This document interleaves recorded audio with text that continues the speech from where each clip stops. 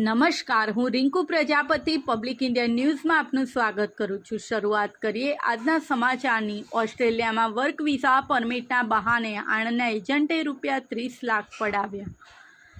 ઓસ્ટ્રેલિયામાં work visa permit આપવાના બહાને આણંદના એજન્ટે નડિયાદના 2 યુવકો સાથે ₹30 લાખની છેતરપિંડી કરી હતી। જેમાં ચોંકાવનારી બાબત એ છે કે વારંવાર ઉઘરાણી કરતા એજન્ટે ઓસ્ટ્રેલિયા સરકારનો બોગસ લેટર આપ્યો હતો। ત્યારબાદ રૂપિયા પરત માંગતા આરોપીએ બંને યુવકના પરિવારજનોને 7-7 લાખના ચેક આપ્યા હતા અને હમણાં ભરતા નહીં કહીને મોબાઈલ સ્વિચ ઓફ કરી દીધો હતો। આ બનાવ અંગે આણંદ ટાઉન પોલીસે છેતરપિંડીનો ગુનો નોંધી વધુ તપાસ હાથ ધરી છે।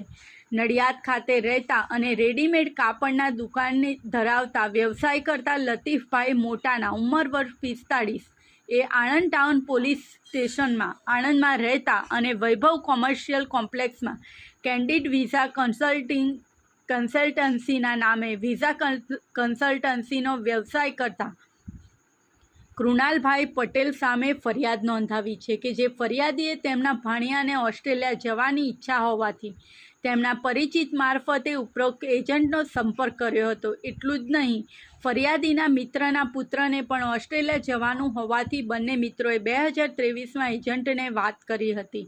એજન્ટે ₹15 થી 20 લાખ ફીની વાત કરી હતી અને રૂપિયા આપી દીધા બાદ 2 મહિનામાં વિઝા આપવાની વાત કરી હતી।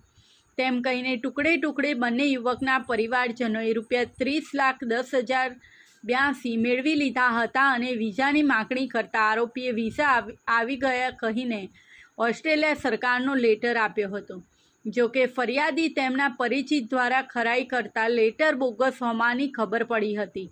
ફરિયાદીને છેતરાયા હોવાની જાણ થતાં તેઓએ રૂપિયા પરત માંગ્યા હતા, જેથી આરોપીએ બંને યુવકના પરિવારજનોને 7-7 લાખના ચેકો આપીને હમણાં જમા ના કરતા કહ્યા બાદ મોબાઈલ સ્વિચ ઓફ કરી દીધો હતો।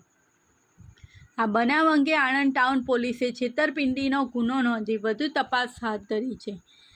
આ સાથે આજના સમાચારને અહીં સમાપ્ત કરીએ છીએ।